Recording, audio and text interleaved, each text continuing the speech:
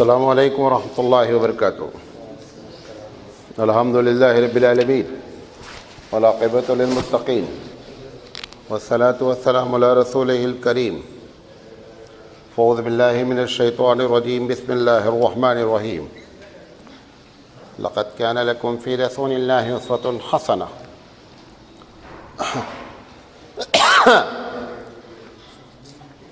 محترم حضرات، ہم سیرت رسول اکرم صلی اللہ علیہ وسلم پر سلسلے وار گفتگو کر رہے ہیں، اور آج اس کا 243 سیریل ہے۔ ہم نے آپ سے کہا تھا کہ کل ہم انشاءاللہ زندگی رہی تو بات کریں گے رسول اکرم صلی اللہ علیہ وسلم کے حج پر، لیکن دو ایک باتیں سن 10 ہجری کی باقی رہ گئی ہیں، اس کو مکمل کر کے پھر انشاءاللہ ہم بات کریں گے۔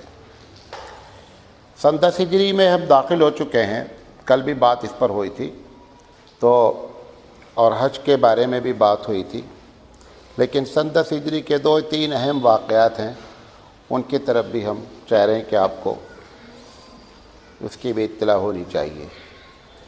آپ کو معلوم ہے کہ نبی کریم صلی اللہ علیہ وسلم کی نرینہ اولاد، نرینہ سے مراد میل اولاد جو بھی پیدا ہوئی ہیں، ان سب کا انتقال بچپن میں ہو گیا ہے۔ تو اللہ کے رسول صلی اللہ علیہ وسلم، ہم اس پر تو مستقل گفتگو کریں گے کہ آپ کی جو وفات ہوئی تو آپ کے کتنے بچے تھے، کتنی بیویاں تھیں، کیسے، وہ ساری باتیں۔ لیکن سن 10 ہجری میں حضرت ابراہیم، ان کے صاحبزادے ہیں نبی کریم صلی اللہ علیہ وسلم کے، جن کی عمر 16 مہینے کی تھی، 16 سال نہیں، 16 مہینے کی تھی، تو ان کا انتقال ہو گیا۔ اللہ کے رسول صلی اللہ علیہ وسلم کو بڑا غم ہوا، اور نبی کریم صلی اللہ علیہ وسلم کی آنکھوں سے آنسو جاری ہو گئے۔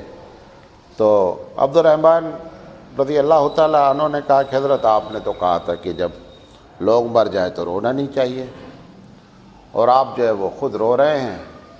اللہ کے رسول صلی اللہ علیہ وسلم نے فرمایا کہ میں رو رہا ہوں، لیکن میں نے جس رونے سے منع کیا ہے وہ آواز کر کے رونا ہے، زبان سے رونا ہے۔ زبان سے رونے کا مطلب ہوتا ہے جس کو اردو میں بین کہتے ہیں، بین، جس کو آپ بیان کہتے ہیں، کہ وہ روتا رہتا ہے اور بولتا رہتا ہے۔ میرا ہی بچہ ملا تھا کیا، ہا ہا ہا ہا ہا، ایسے کرتا ہے، تو روتا بھی ہے اور وہ بولتا بھی ہے۔ اللہ کے رسول فرمائے وَأَنَا عَلَيْهِ مَحْزُونٌ، میں ابراہیم کے انتقال پہ غمگین ہوں۔ تَدْمَعُ الْعَيْنُ، آنکھیں آنسو بہا رہی ہیں۔ وَيَحْزُنُ الْقَلْبُ، اور قلب جو ہے میرا بہت ہی غمگین ہے۔ وَلَا نَقُولُ مَا يَسْخِطُ الرَّبُّ، یہ اصل جملہ ہے۔ آپ نے فرمایا میں وہ باتیں نہیں کر رہا ہوں جس سے رب ناراض ہوتا ہے۔ تو کیونکہ آنسو نکلنا ایک فطری چیز ہے، اللہ کے رسول صلی اللہ علیہ وسلم بھی انسان ہے، تو جب بیٹے کا انتقال ہوا تو آپ کو اندر سے تکلیف ہوئی۔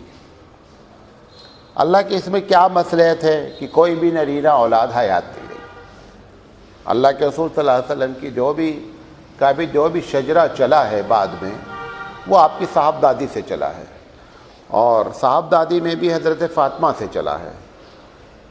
اس کے بعد جس دن ان کا انتقال ہوا حضرت ابراہیم کا، تو اتفاق سے سورج کو گرہن لگ گیا۔ سورج گرہن جانتے ہیں؟ تو کچھ لوگوں نے پہلے بھی یہ عقیدہ تھا ان لوگوں کا کہ سورج گرہن اور چاند گرہن لگتا ہے تو اس کا مطلب کہ کوئی بہت بڑی مصیبت دنیا پر ہوتی ہے، اس کی وجہ سے یہ لوگ غمگین ہو جاتے ہیں، سورج اور چاند۔ اب اتفاق سے نبی کے صاحب دادے کا انتقال ہوا اور دن سورج گرہن لگ گیا، تو لوگوں نے یہ کمنٹ پاس کیا مدینے میں کہ نبی کے صلی اللہ علیہ وسلم کے صاحبزادے ابراہیم کا انتقال ہوا ہے، لہذا جو ہے وہ سورج گرہن لگ گیا ہے۔ اللہ کے رسول صلی اللہ علیہ وسلم تک کے کانوں تک یہ بات پہنچی۔ آپ نے فرمایا ان الشمس والقمر آیاتان من آیات اللہ، کہ دیکھیں سورج اور چاند اللہ کی نشانیوں میں سے ایک نشانی ہے۔ لا ينکسفان لموت احد، یہ کسی کی موت کی وجہ سے اس پہ گرہن نہیں لگتا ہے۔ ہماری عادت کیا ہے، ابھی یہ بات ہوئی تھی، ہم اس کو کریڈٹ بنا لیتے ہیں اپنا بات بڑھانے کے لیے۔ نبی کریم صلی اللہ علیہ وسلم کی پوری زندگی جو ہے وہ بے تکلف ہے اور جھوٹ سے پاک ہے۔ ایسا نہیں لوگوں نے کہا تو اب آپ اسی کو کہہ دیتے ہاں ہاں بہت صحیح بات ہے، ایسا نہیں ہے۔ نبی کریم صلی اللہ علیہ وسلم ایک سچے نبی ہیں اور بہت ہی سمپل اور سادہ زندگی آپ گزارنے والے نبی ہیں. آپ نے سیدھی سیدھے بات کی کہ یہ ایک دم غلط بات ہے، یہ اللہ کی نشانیوں میں سے ایک نشانی ہے. تو سند ہجری میں یہ ایک واقعہ پیش آیا.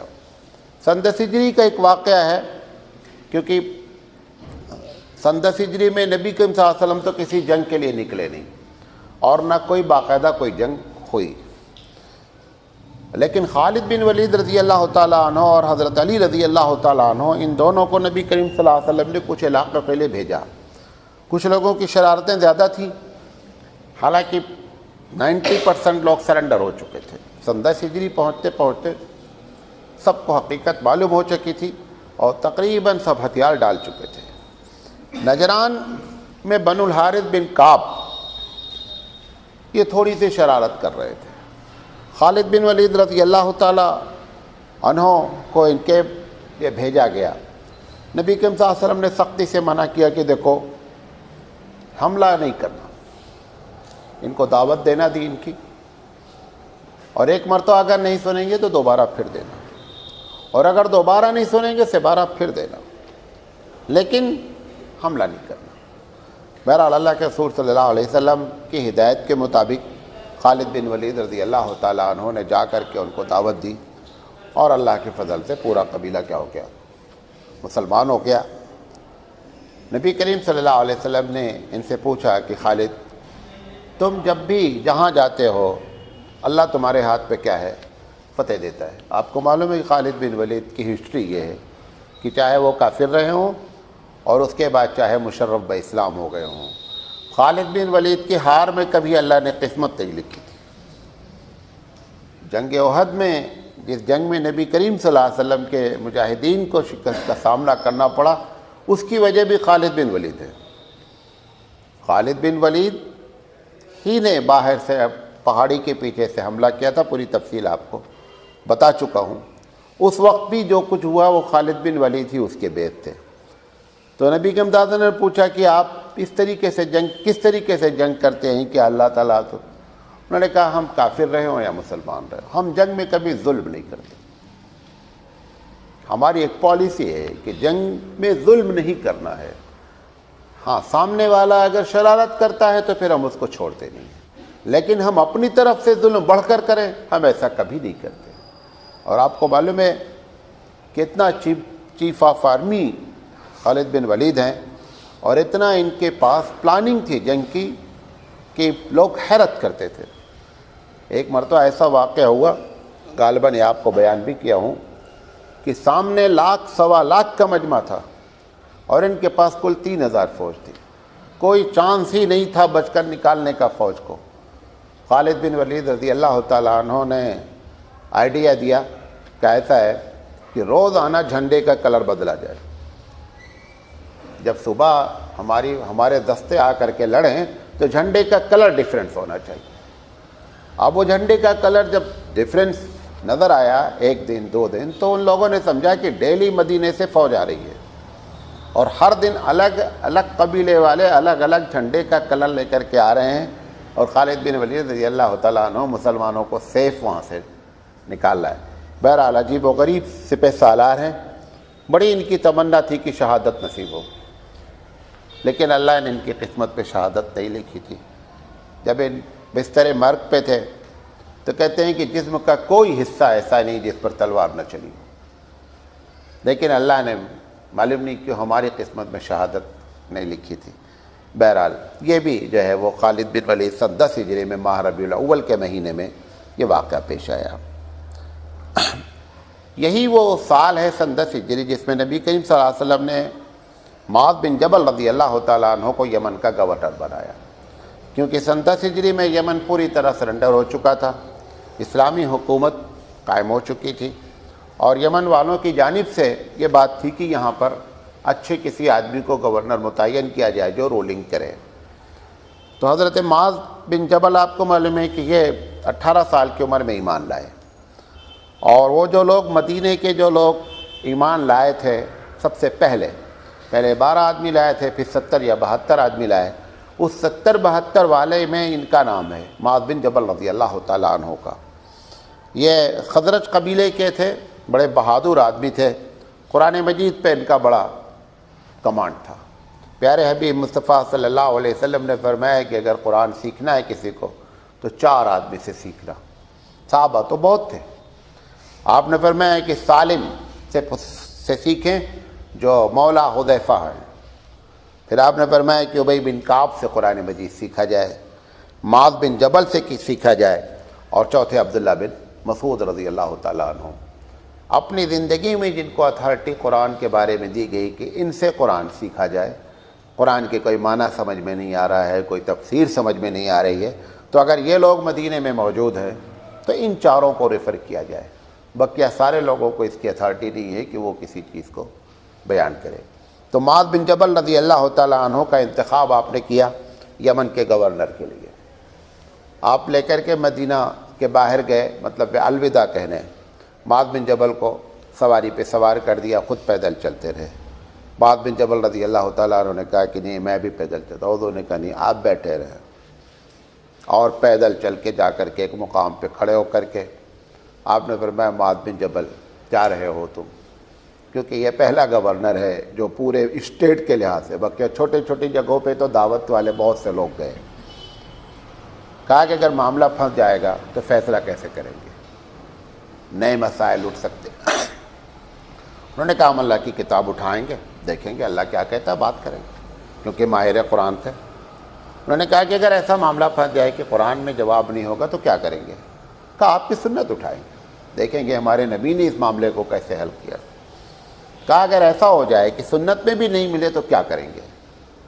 تو آپ نے فرمایا کہ ہم دیکھیں گے کہ یہ مسئلہ قرآن حدیث کے کس مسئلے سے سملر ہے، اس کی مطابقت کس سے ہے، جس کو ہم لوگ قیاس کہتے ہیں اپنی زبان میں۔ انہوں نے کہا کہ اگر ویسا بھی نہیں ہو، ایک دم نیا مسئلہ ہو جائے، تو انہوں نے کہا کہ ہم اللہ سے دعا کر کے اجتہاد کریں گے کہ اللہ اس مسئلے میں ہماری رہنمائی فرما، جو ہمارے دماغ میں بات آئے گی وہ ہم مسئلہ بیان کر دیں گے۔ نبی کریم صلی اللہ علیہ وسلم نے خوش ہو کر کے کہا کہ الحمدللہ الذی وفق رسول اللہ بما یرضی رسول اللہ، کہ میں اللہ کا شکر ادا کرتا ہوں کہ جس نے ہمارے رسول کو، یعنی اللہ رسول کے اصل معنی میسنجر کے ہیں، یعنی ہمارے قاصد کو صحیح بات کہنے کی توفیق عطا فرمائی، جس سے اللہ بھی خوش ہوتا ہے اور رسول بھی خوش ہے۔ طریقہ مسائل کے حل کرنے کا یہی ہے، اور آج بھی ہمارے پاس یہی طریقہ ہے۔ ہمارے پاس 4 جو سورسز کہلاتے ہیں وہ تقریباً اسی سے ملتی جلتی بات ہے کہ ہم ان کو اکٹھا کرتے اور مسئلے کو حل کرتے ہیں۔ یہ بات آپ کے علم میں ہونی چاہیے کہ اسلام ایک ایسا مذہب ہے کہ کسی کسی مسئلے میں ہمارے پاس نو کا جواب نہیں ہے۔ ہم عالم لوگ، ہم لوگ اسکالر چھوٹے موٹے ہو سکتا ہے جواب نہ جانتے ہو، اسلام میں نو کا لفظ نہیں ہے، اس کے پاس سارے مسئلے کا اس میں جواب ہے۔ اس بات کو ہم چیلنجنگ وے میں بات کرتے ہیں، اور یہی وجہ ہے کہ دنیا ہم کو لاٹھی ڈنڈے سے بڑے دلال ہے، ٹیبل ٹاک کرنے کے لیے تیار نہیں ہوتی۔ اسے معلوم ہوتا ہے کہ اس کے سامنے ٹیبل ٹاک نہیں کیا جا سکتا۔ تو یہ اسلام پورا دستور حیات ہے، زندگی کے ہر شعبے سے ہماری کیا کرتا ہے، رہنمائی کرتا ہے۔ جب اللہ کے رسول صلی اللہ علیہ وسلم نے ان سے کہا اچھا معاذ اللہ حافظ چلیں گے، پھر حضور صلی اللہ علیہ وسلم نے کہا معاذ اب جب تم مدینے آؤ گے تو میری ملاقات تم سے نہیں ہوگی، تم میری قبر سے گزرو گے اور مسجد نبوی کے پاس سے گزرو گے، اب میرا اور تمہارا شاید یہ آخری وقت ہے۔ جیسے یہ جملہ حضور نے معاذ سے کہا، معاذ زار و قطار رونے لگے۔ ایک روایت میں آتا ہے کہ گر کر بے ہوش ہو گئے۔ نبی کے ان کا دل یہ ہوا کہ اب میں یمن جانے کے بجائے میں مدینہ آ جاؤں۔ حضور نے فرمایا نہیں، آدمی کی زندگی اور موت وہ ہونی ہی ہونی ہے، لیکن یہ جو کام ہے یہ اس سے بڑا ہے۔ اسلامی حکومت کو قائم کرنا، وہاں پر دعوت کا کام کرنا، لوگوں کو دین کی بات بتانا، یہ بہت بڑا مسئلہ ہے۔ تمہارے نہ جانے سے ہماری موت رک نہیں سکتی، اور نہ تمہارے اور ہمارے اندر کسی کی طاقت ہے کہ وہ اپنے وقت کو کیا کر دے، ٹال دے۔ بہرحال معاذ رضی اللہ تعالیٰ عنہ نے اللہ کے رسول سے ہاتھ ملایا اور اس کے بعد آپ روانہ ہو گئے۔ اسلامی تاریخ میں صحابہ میں ایک یونیک صحابی ہیں، ایک دم منفرد صحابی ہیں، جن کا نام ابو ذر ہے۔ کبھی نام سنا ہوگا نا، ابو ذر غفاری۔ ابو ذر غفاری عجیب و غریب صحابی ہیں، بڑے ہی اللہ والے آدمی ہیں۔ ان کا ایک مزاج پیسے کے بارے میں تھا، پیسے کے بارے میں کہ آج کھانا ہے، کل کا مالک اللہ ہے، کل کے لیے رکھنا نہیں۔ اگر ان کو معلوم ہو جاتا تھا کہ کوئی آدمی کل کے لیے رکھا ہے تو ان سے ان کا پنگا ہے۔ حضرت عمر رضی اللہ تعالی عنہ ان سے کہتے تھے کہ یہ آپ کا انڈیویجول مسئلہ ہے، آپ اس کو پریشرائز نہیں کریں۔ ان کا کہنا تھا نہیں، یہی مسئلہ ہے۔ مولانا زکریا علیہ الرحمہ کے ایک صاحبزادے ہیں، کاندلہ میں رہتے ہیں، طلحہ نام ہے، مولانا طلحہ صاحب۔ مولانا طلحہ صاحب کو الرجی ہے کہ اگر کوئی آدمی داڑھی رکھا نہیں رہا، ان سے ملا تو ان کو الرجی۔ ابھی دیوبند میں آئے تھے ایک صاحب، داڑھی بہت چھوٹی سے رکھے تھے انگریز کی طریقے سے، انہوں نے ایک جھاپڑ کھینچ کے بعد تو ان کو ایک الرجی ہے۔ جیسے مولانا ابرار صاحب تھے، مولانا ابرار صاحب کو الرجی تھی کہ مسجد میں اذان صحیح ہونی چاہیے۔ اگر وہ کہیں پہنچ گئے کسی شہر میں اور وہ مسجد میں موجود ہیں، اذان غلط دی، تو وہ چاہے اپنا بہت بڑا ہیرو ہو، مولانا کو جا کر پکڑ لینا اس آدمی کو، تم نے اذان غلط دی ہے۔ تو ایسے بعض لوگوں کو بعض چیز سے جو ہے نا وہ کیا ہوتی ہے، ایک جنونی حد تک وہ محبت میں بات کرتے ہیں۔ جیسے ہمارے والد محترم تھے، ہمارے والد محترم کو قادیانیوں سے جنون کی حد تک دشمنی تھی۔ آپ کو معلوم ہے ٹوائلٹ کا نام انہوں نے رکھ رکھا تھا دفتر قادیان، کیونکہ غلام احمد قادیانی کی ڈیتھ جو ہوئی تھی وہ کہاں ہوئی تھی؟ ٹوائلٹ میں ہوئی تھی۔ کبھی کبھی ہم ان کے ساتھ سفر کرتے تھے تو اب لوگوں کو تو معلوم نہیں، تو ٹوائلٹ جانے کے بجائے پوچھتے تھے بھائی تمہارے یہاں دفتر قادیان ہے، اب بچہ پریشان کہ یہ کون سا آفس ہے؟ تو بیچارے بولا اچھا، وہ ایسا نہیں کہ بن کے بولتے تھے، ان کی زبان پہ وہ چڑھ گیا تھا۔ تو ہم لوگ جب ساتھ رہتے تھے تو بتانا پڑتا تھا کہ بھئی یہ دفتر قادیان سے۔ تو ایک بعض لوگوں کو بعض کس چیز سے ایسے الرجی، اس میں سے ہی ابو ذر غفاری رضی اللہ تعالیٰ عنہ ہیں جن کو یہ ایسی الرجی تھی۔ ایک مرتبہ سند سجری کا واقعہ ہے، اس کو اس لیے نقل کر رہا ہوں، یہ سند سجری میں ہی پیش آیا ہے۔ سند سجری میں ایک واقعہ ہے کہ یہ نبی کریم صلی اللہ علیہ وسلم مسجد نبی میں بیٹھے ہوئے تھے تنہا، ایسا اتفاق بہت کم ہوتا تھا۔ تو نبی کریم صلی اللہ علیہ وسلم کو انہوں نے دیکھا بیٹھے ہوئے، تو اکیلے ہیں، تو یہ چلے گئے بیا کر کے بیٹھ گئے۔ حضور صلی اللہ علیہ وسلم نے کہا فرمائیے آپ کو معلوم ہے کہ مسجد کے کچھ آداب ہیں؟ اچھا، یہ جب اللہ کے رسول کے دیکھے تو بھول گئے کہ ہم کو تحیۃ المسجد پڑھنی چاہیے، کیونکہ وہ ایسا موقع ہی پوری زندگی میں ان کو نہیں ملا تھا کہ نبی تنہا مل جائے، تو وہ یہ ساری باتیں بول گئے اور دوڑ کے بیٹھ گئے جا کر۔ انہوں نے فرمایا جائیے پہلے نماز پڑھیے، آپ جائیے 2 رکعت نماز پڑھیے۔ نماز پڑھ کر آئے، کہ اللہ کے رسول کو پوچھنا چاہتے ہیں، انہوں نے فرمایا پوچھیے کیا پوچھتے ہیں؟ کہ اللہ کے رسول یہ بتائیے کہ جتنے اعمال دنیا میں ان میں سب سے ٹاپ کلاس کا عمل کون سا ہے؟ یہ اللہ کے رسول سند سجری میں بات کریں، اس کو نوٹ رکھیے۔ پوچھا ای الاعمال احب الی اللہ، کہ اللہ کے رسول یہ بتائیے کہ عمل میں سب سے بہترین عمل کون سا ہے؟ آپ نے فرمایا الایمان باللہ، اللہ پر ایمان دل سے لانا اور اس پر جمے رہنا۔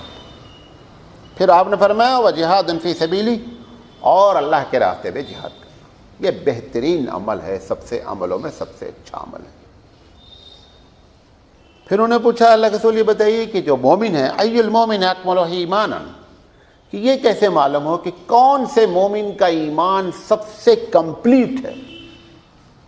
تو آپ نے فرمایا کہ جب مومن کو آپ دیکھیں اور یہ دیکھیں کہ احسنہم خلقاً، کہ سب سے بہترین وہ اخلاق میں کتنا ہے۔ مثلا ایک آدمی نماز کر رہا ہے، روزہ کر رہا ہے، کرتا بھی لمبا پہن رہا ہے، ڈنڈا بھی پکڑے ہے، پگڑی بھی لگائے ہے، اخلاق نہیں ہے۔ آپ نے فرمایا کہ مومن تو ہے، کامل نہیں ہے۔ بہترین مومن وہ ہے کہ احسنہم خلقاً، کہ جو اخلاق میں سب سے افضل ہو۔ یہ دیکھیں کیا ہوتا ہے کہ یہ جو ہماری ذاتی عبادتیں ہوتی ہیں اس میں کوئی سیکریفائز نہیں ہوتا ہے، کوئی قربانی نہیں کرنی ہوتی ہے۔ یہ جو اخلاق پیش کرنا ہوتا ہے اس میں ہر لمحے کیا کرنا پڑتا ہے؟ قربانی کرنی پڑتی ہے۔ اخلاق کی ڈیفینیشن ہی سید سلیمان ندوی رحمۃ اللہ علیہ فرماتے ہیں اپنی ذات سے دوسرے کو تکلیف نہ پہنچانا، یہ اخلاق ہے ہر چیز میں۔ جتنا بھی اخلاق کو ڈیفائن آپ کریں گے اس کا ایسنس یہ ہے کہ اخلاق نام ہے اپنی، میں ہم تہجد پڑھتے ہیں مثال کے طور پر، ہمارے تہجد سے بازو والے کو کون سا فائدہ ہو رہا ہے؟ کیا فائدہ ہو رہا ہے؟ کچھ نہیں۔ بھائی آپ تہجد پڑھیں، ٹھیک ہے، سے تہجد پڑھ رہے اوپر کیش کراؤ گے؟ ہم رات میں آ رہے ہیں 12 بجے 11 بجے ہارن بجا رہے پی پی پی، یہ بازو والے کو تکلیف دے رہے ہیں، وہ سو رہا ہے، ہم کو ہوش بھی نہیں ہے کہ یہ بھی کوئی اخلاق کی کیٹیگری میں داخل ہے، یا یہ کیا ایسی بہت سی حرکتیں ہیں جو ہم اپنے بازو والے کا دھیان نہیں دیتے کرتے رہتے ہیں۔ تو حضرت ابو ذر رضی اللہ تعالیٰ عنہ سے حضور نے فرمایا کہ احسنہم خلقاً، کہ بہترین مومن وہ ہے کہ جو، یقینی بات ہے جب مومن کی ڈیفینیشن پوچھی جا رہی ہے، مومن ڈیفینیشن نہیں، مومن میں اچھا کون ہے، تو ایمان وغیرہ روزہ نماز تو پکا ہے اس کا، اس کے باوجود اللہ کے رسول صلی اللہ علیہ وسلم نے جو بات فرمائی وہ احسنہم خلقاً کی بات فرمائی۔ پھر اب پوچھا اچھا اللہ کے رسول یہ بتائیے کہ مومن میں سب سے افضل کون ہے؟ فای المسلمین افضل، اللہ کے رسول نے فرمایا من سلم المسلمون من لسانہ و یدہ، کہ سب سے اچھا مسلمان وہ ہے کہ جس کے ہاتھ سے دوسرے کو تکلیف نہیں پہنچے، جس کی زبان سے دوسرے کو تکلیف نہیں پہنچے۔ میں اپنی زبان میں آپ کو بتاتا رہتا ہوں کہ ہمارے زندگی کا مقصد دنیا میں سکون کو کیسے برقرار رکھا جائے، یہ اسلام کی پالیسی ہے، اور اسی پالیسی کے تحت مسلمانوں کو اپنی زندگی گزارنی چاہیے کہ ہماری ذات سے دوسرے کو تکلیف نہیں پہنچے۔ جو بھی آپ کام کر رہے ہیں، آفس میں کام کر رہے ہیں، آپ تجارت کر رہے ہیں، جو بھی کر رہے ہیں، مثال کے طور پر آپ نے کہا کہ مولانا صاحب میں کل 10 بجے آؤں گا، میں بیٹھا ہوں، پورا دن گزرنے کے بعد کہتے مولانا میں نہیں آ سکتا۔ اچھا چلو ایک مرتبہ، ایسے ہزاروں، ایک کنسٹرکشن لائن میں تو ہمارا دماغ خراب ہو گیا، سارے کام ہم نے ان سے کرائے مسلمانوں سے، لیکن ایک آدمی ایسا نہیں، ایک آدمی کہ جس نے ایک دن کہا ہو کہ میں آ رہا ہوں اور وہ آ گیا ہو، میں یہاں درس چھوڑ رہا ہوں، بچوں کی کلاس چھوڑ رہا ہوں، اس امید پر کہ اس نے کہا 10 بجے آئیں گے تو ہم 10 بجے الرٹ بیٹھے ہوں، 2 دن کے بعد ملنے کے بعد بھی شرم بھی نہیں، کہتا بھی نہیں مولانا میں 2 دن پہلے آپ کو بولا تھا آنے کی، کچھ پتہ ہی نہیں ہے۔ یہ کیا ہے؟ یہ تکلیف پہنچانا ہے۔ یہ مومن کی اور مسلمان کی یہ شان نہیں ہوتی ہے۔ اب یہ ساری چیزیں کیا ہو گئی ہیں، ہماری ڈکشنری سے ہی ختم ہے۔ ٹیلر لوگ ہیں، یہ کپڑا کہیں گے کل دیں گے، انہیں معلوم نہیں دینا ہے کل، کہتے ہیں آپ ٹاپتے رہیے کپڑا دیں، ہم کہتے ہیں جب نہیں دینا ہے تو آپ بتا دیں بھائی 5 دن کے بعد دیں گے، 10 دن کے بعد دیں گے۔ اس کو معلوم ہے الیکٹریشین کو کل مجھے نہیں آنا ہے، بولے گا کل آئیں گے، آپ کے آنا نہیں، اسے پہلے سے طے نہیں آنا ہے۔ اس سب کی ایک بنیادی وجہ کیا ہے کہ ہم علماء نے ان سب ٹاپک پر بات کرنا چھوڑ دیا۔ ہم ان کو یہ سمجھاتے رہے کہ تم یہ تو روزہ نماز جو کر رہے ہو تمہاری جنت پکی ہے۔ اس چیز نے کیا کیا کہ ان ساری چیزوں، مولانا تھانوی وہ سب سے اس صدی کے سب سے بڑے عالم اس معاملے میں ہیں کہ انہوں نے سب سے زیادہ معاملات پر نیچے سے لے کر اوپر تک گرفت کی، بازار کیسے چلے، مسجد کیسے چلے، گھر کیسے چلے۔ ایک صاحبہ ان کے پاس آئیں، مولانا کے پاس، مولانا تعبیر بھی بہت کم لکھتے تھے، کبھی کبھی لکھ دیتے تھے، کہا کہ میں بہت پریشان ہوں اپنی بہو سے، آپ مجھے ایک تعبیر لکھ دیجئے کہ وہ بہو ٹھیک ہو جائے۔ کہا بہو کا میرے پاس بہت اچھا تعبیر ہے۔ کہا وہ کیا ہے؟ کہا جاتے ہی بہو کو الگ کر دو، بہو کو ساس کے ساتھ رکھو نہیں، سب سے بہترین تعبیر یہ۔ جتنا معاشرت پر، سماجی زندگی پر حضرت نے لکھا ہے، اور ایک ایک چیز پر گرفت کر کے لکھا ہے کہ کہاں کہاں ہوتا ہے، اور بہت سختی سے کہتے ہیں کہ معاملات اصل ہیں۔ ہم نے ان چیزوں کو کیا کر دیا؟ چھوڑ دیا ہے۔ اللہ کے رسول صلی اللہ علیہ وسلم کی بھی تربیت یہی ہمیشہ رہی ہے کہ آدمی جس کا تعلق حقوق عباد سے ہے وہ اس کو پریفرنس دینی چاہیے۔ اللہ کے حقوق اللہ معاف کر دیتا ہے اگر بندہ معافی مانگتا ہے، بندوں کے حقوق اللہ کبھی نہیں معاف کرتا ہے، ہر حال میں بندے کو ہی کیا کرنا ہے؟ معاف کرنا ہے. یہ جملہ کامن ہو چکا ہے. مولانا بغیر جھوٹ بولے گاڑی ہی نہیں چلتی. تجارت والے دو جملے بولتے ہیں, بغیر جھوٹ بولے مولانا گاڑی نہیں, اور بغیر بےمانی کیے نہیں چلتی گاڑی. میری سمجھ میں نہیں آتا کہ آج تک کوئی ایک آدمی کسی کی دکان پر اس بنیاد پر نہیں جاتا سودا خریدنے کہ یہ بہت بڑا بےمان ہے, چلو سودا یہاں سے خرید لیں. بھائی اگر بےمانی اتنی اچھی چیز ہے تو اس کو کہنا چاہیے چلو یہاں چلو خریدو, یہ بہت اچھا بےمان ہے, یہاں سے لے لیں گے سامان. ہر آدمی کہتا نہیں یار فلاں جگہ چلو اس کی تول اچھی ہے, کوالٹی اچھی ہے. ہر آدمی کہہ رہا, اور دوسری طرف یہ جملہ بول رہا ہے کہ بغیر بےمانی کی گاڑی نہیں چلتی. میری تو سمجھ میں نہیں آتی یہ کیا چکر ہے. چکر کیا ہے؟ اس کو نقصان ہوتا ہے ایمانداری میں, آپ کو معلوم, کیونکہ اس کے دل میں یہ بات ہے کہ جب تک بےمانی نہیں کریں گے تب تک ہمارا پیٹ نہیں بھرے گا. جیسے چور کفن کو یہ یقین ہے کہ جب تک ہم کفن نہیں چرائیں گے تب تک ہماری گاڑی نہیں چلے گی. اب اللہ اس کے لیے وہی چیز کیا کرتا ہے؟ راستہ ہموار کر دیتا ہے. ایسے یہ تجارت کرنے والے جب یہ اندر سے یہ بات کہنے لگتے ہیں کہ بغیر ایمان, بغیر بےمانی کے, بغیر جھوٹ کی گاڑی نہیں, اس کو جھوٹ بولنا ہی بولنا ہے, اس کو بےمانی کرنی ہی کرنی ہے, کیونکہ یہ بولنے لگا ہے کہ بغیر بےمانی بغیر جھوٹ کی گاڑی نہیں چلتی. اس وجہ سے جب اس کا آپ بات کریں ٹھیک ہے آپ کے سامنے خاموش ہو جائے گا, لیکن وہ لگا مولانا کو کیا معلوم, یہ تقریر کرتے ہیں کیا معلوم کیسا ہوتا ہے دکان میں, کیا کیا پرابلم ہوتی ہے. اندر بولتا رہتا وہ اندر باتیں بولتا رہتا ہے. ان کو کیا پتہ, مدرسے میں بیٹھے ہیں تقریر کر دیا, ملا کی دول مسجد تک والی بات ہے, یہاں ہمیں تو معلوم ہو. تو چونکہ وہ نیت کر لیتا ہے لہذا اللہ رب ذوالجلال اپنی مدد کیا کرتا ہے؟ اٹھا لیتا ہے. ایک صاحب تھے دبئی میں, ان کی لانڈری نہیں چلتی تھی, بہت پریشان تھے. اچھا مولانا لوگوں کو دو چیز کے بارے میں لوگ سمجھتے ہیں بہت نیک ہیں. ایک تو سمجھتے ہیں کہ ان کو تعویذ لکھنا ضرور آتا ہوگا, وہ سمجھتے یہ بھی پڑھایا جاتا ہے.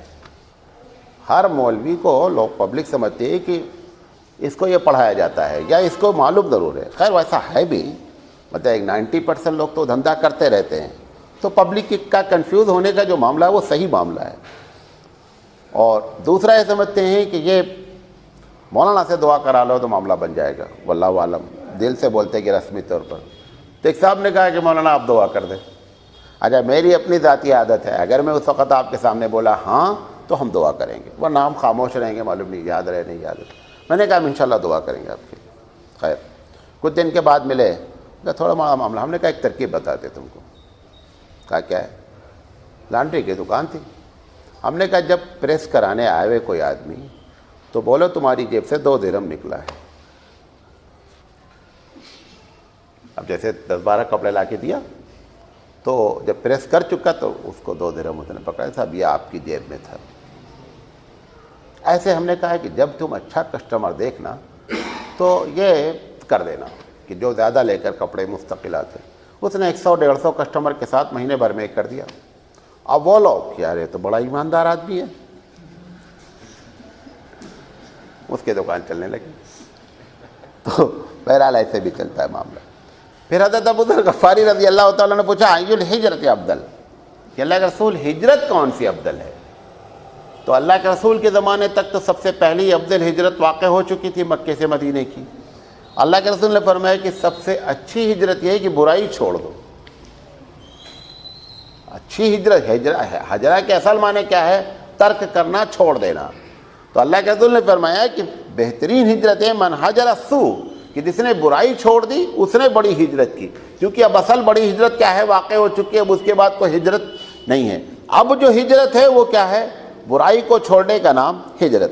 پھر انہوں نے فرمایا کہ اللہ کے رسول یہ بتایا کہ ای آیت مما انزل اللہ علیک افضل, جو پورا قرآن نازل ہوا ہے اس میں سب سے زیادہ افضل کون سی آیت ہے جو آپ پر نازل ہوئی؟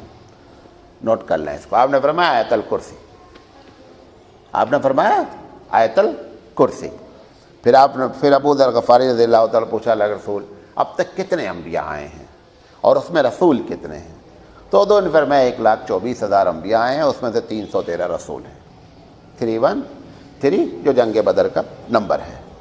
پھر انہوں نے کہا اللہ کے رسول اب سارے سوال ختم ہو گئے, لوگ بھی ابھی نہیں آئے اور موقع بھی غنیمت ہے. کہا اچھا اللہ کے رسول مجھے کچھ وصیت کر دیں کہ میں عمل کروں.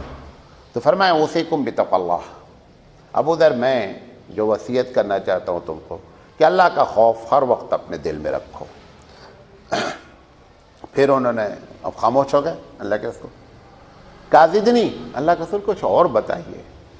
تو انہوں نے کہا علیک بطول السم، کہ آپ ذرا خاموشی اختیار کیا کریں، زیادہ بولنے کے بجائے سننے کے لیے دو کان، بولنے کے لیے ایک زبان ہے، تو زیادہ سنیں بولے کم۔ وَإِيَّاكَ وَالضَّحْكَ، آپ نے فرمایا کہ ہنسنا کم کریں، یہ انہی کے لیے نہیں ہے، یہ سارے لوگوں کے لیے ہے۔ پھر آپ نے فرمایا کہ فَإِنَّهُ يَمِيتُ الْقُلُوبَ، یہ ہنسنا جو ہے انسان کے دلوں کو مردہ کر دیتا ہے۔ وَيَذْهَبُ نُورُ الْوَجْهِ، اور انسان کے چہرے کی رونق جو ہے وہ بہت ہنسنے والے جو لوگ ہوتے ہیں، اللہ کے رسول نے فرمایا کہ ان کے چہرے پر سے رونق ختم ہو جاتی ہے، بات ختم ہو گئی۔ کہ رسول زدنی، کچھ اور بتائیے۔ آپ نے فرمایا احب المساکین مجالستہم، مسکینوں سے محبت رکھنا اور ان کے ساتھ اٹھنا بیٹھنا کرنا۔ مالداروں کے ساتھ اٹھنے بیٹھنے میں پرابلم کیا ہوتی ہے کہ وہ پلاٹ کی بات کریں گے، پیسے کی بات کریں گے، ادھر وہ ریٹ چڑھ گیا ہے، گاڑی کی بات کریں گے، وہاں دینداری کی بات تو ہوتی نہیں ہے۔ اب وہ بندہ اسی چکر میں، وہ پلاٹ میں، گاڑی میں اور پیسے میں اسی کے ساتھ بزی رہتا ہے۔ قرآن مجید نے بھی کہا کہ وَقُونُوا مَعَ الصَّادِقِينَ، کہ لوگوں نیک لوگوں کے ساتھ بیٹھک کیا کرو۔ نیک لوگوں کی بیٹھک آدمی کو اندر سے کیا کرتی ہے؟ نیک بناتی ہے۔ تو ابو ذر رضی اللہ، اچھا یہ ویسے ہی مسکین تھے پہلے سے ہی، کیونکہ آپ کو بتایا کہ کل کا کھانا نہیں رکھتے تھے یہ، تو اللہ کے رسول صلی اللہ علیہ وسلم نے ان سے فرمایا کہ زیادہ تر مسکینوں کے ساتھ اٹھنا بیٹھنا کیا کرو اور انہی کو پسند بھی کیا کرو۔ اللہ کے رسول نے پوچھا اللہ کے رسول زدنی، کچھ اور بتائیے۔ آپ نے فرمایا قل الحق ولو کان مرا، کہ ابو ذر حق بات بولو گرچہ کڑوی کیوں نہ ہو۔ کیونکہ ابھی ہم ایک جگہ تقریر کرنے گئے چتل درگا، ایک دماغ میں آیا، میں نے ایک بات کہی، وہ اتفاق سے وہ جو مین آرگنائزر تھے ان کے خلاف پڑ گئے۔ اب یقینی بات ہے کہ جتنی بات بھی اب جب نہیں انل منکر کریں گے تو کسی نے کسی کے خلاف جانا ہی جانا ہے۔ انہوں نے ان کو پکڑ لیا جو ہم کو لے کے گئے تھے کہ تمہیں مولانا کو بول کے لائے کہ یہ بات بولنے کا۔ وہ کہا بھائی ہم نے کوئی ایسی بات نہیں کی، لیکن وہ ماننے کے لیے تیار نہیں۔ انہوں نے کہا نا، تمہیں مولانا کو ہونا کر کو بولے کہ مولانا یہ ٹاپک پر بات کرو، اب کس کا ہم منہ دیکھیں؟ بھئی ایک آدمی شراب پیتا ہے تو شراب کے بارے میں نہیں بولیں، ایک آدمی جوا کھیلتا ہے تو جوا کے نہیں بولیں، تو لے دے کر کے سارے منکرات پر گفتگو کی ہی نہیں جا سکتی۔ جب منکر بولیں گے تو کسی نہ کسی کے اینٹی جانا ہی جانا ہے۔ بھئی ایک آدمی بہن کا حصہ کھائے بیٹھا، آپ بولیں گے کہ بھئی بہن کا حصہ تم نے نہیں دیا ہے، یہ گناہ ہے، بولے گا یار ہم ہی ملے تھے مولانا، ہمارے ہی خلاف بولنا تھا، تو وہی بات بولے وہاں جو یہاں بول رہے، تو یہ ہو جاتا ہے۔ آپ نے فرمایا قل الحق ولو کان مرا۔ پھر حضرت ابو ذر رضی اللہ تعالیٰ عنہ نے فرمایا کہ اللہ کے رسول زدنی، کچھ اور باتیں بتائیے۔ تو نبی کے اندر فرمایا کہ لا تخف فی اللہ لومۃ لائم، کہ اللہ کا خوف، لا تخف فی اللہ، اللہ کے بارے میں کسی ملامت کرنے والے کا خوف نہیں کھائیں۔ یہ بہت اچھی پالیسی ہے، اس کو تھوڑا سا ہم ڈیٹیل سے بات کر لیتے ہیں، کہ ٹائم پورا ہو رہا ہے۔ کہ ایک آدمی ایک بات کہتا ہے کسی کو بری لگتی ہے اور آپ اندر سے مخلص ہیں کہ میں جو بات کہہ رہا ہوں میرا اپنا کوئی مفاد نہیں، کوئی بھی برا کہے آپ اندر سے اطمینان رکھیں، کچھ دن کے بعد آپ کی کیفیت ہو جائے گی کہ لوگ کتنا بھی برا بلا کہیں گے آپ کی صحت پر کوئی فرق ہی نہیں پڑے گا۔ دیکھیں اگر ہم اپنے آپ کو تو بیوقوف بنا نہیں سکتے ہیں، اگر ہم صحیح ہیں تو ہم کو دوسروں کی کسی بات پر کہ وہ مولانا کو ایسا بول رہا ہے، فلاں ایسا بول رہا ہے، پرواہ ہی نہیں کرنی چاہیے۔ کچھ دن کے بعد کہتا ہے ہاتھی جیسے دیکھا ہے نا، ہاتھی جاتی تو بڑے کتے بھوں بھوں بھوں 4 5 10 لگ جاتے ہیں، ہاتھی پلٹ کے بھی نہیں دیکھتا کہ کتے بھوک رہے ہیں، اپنا مستی سے جاتی رہتی ہے۔ تو کہتے ہیں محاورہ ہے کہ ہاتھی گزرتا ہے کتے بھوکتے رہتے ہیں۔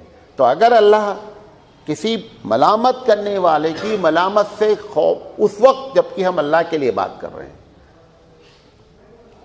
الحب للہ کے البغض للہ کے تحت بات کر رہے ہیں، 2 4 مرتبہ لوگ بولیں گے خاموش ہو جائیں گے۔ مثال کے طور پر آپ کوئی مسجد چلا رہے ہیں، آپ مدرسہ چلا رہے ہیں، لوگ بول رہے ہیں نہیں ایسا ہے، وہ کھا رہے ہیں، اب آپ کو کچھ پہلے تو تکلیف ہوگی کہ یار میں اپنا ٹائم بھی لگا رہا ہوں، میں کچھ کھا بھی نہیں رہا ہوں اور لوگ اس قسم کی باتیں کر رہے ہیں، لیکن اگر آپ کھا رہے ہوں گے تو آپ کو پھر تکلیف نہیں ہوگی. کیوں؟ آپ یہ جان رہے ہوں گے صحیح کہہ رہا ہے، یہ کھا تو رہے ہیں. لیکن بولیں کیسے؟ بول تو سکتے نہیں. بولیں جس دن بول دیں اسی دن بزرگ ہو جائیں گے، ہاں بھائی تم سب سے سچے آدمی ہو، میں کھا رہا ہوں یار. یہ بولے گا کوئی؟ آج تک تو کوئی نہیں ٹکرایا، کوئی نہیں بولتا. تو اگر لیکن اس کی بات میں دم نہیں رہے گا. لیکن اگر ویسا سچ ہے تو اس کو تھوڑے دن تکلیف ہوگی، اس کے بعد تکلیف بند ہو جائے گی. یہ باتیں کرنی تھی. ایک بات اس میں کل انشاءاللہ اور بیان کر کے ہم بات شروع کریں گے. کل تو خیر جمعہ ہے، منڈے کو